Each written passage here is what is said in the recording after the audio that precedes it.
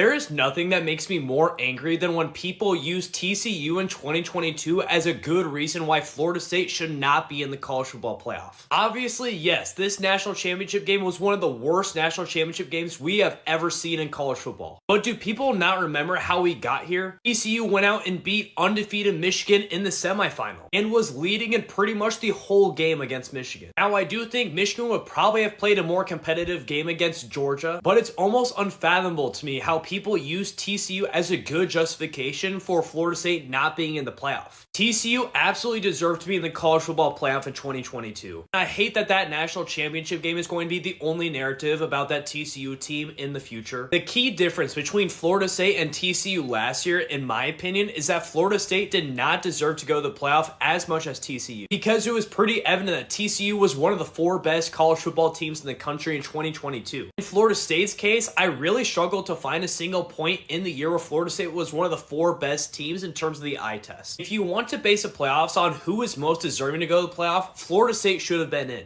But I do not think they were one of the 4 best teams in the country, unlike TCU was last year.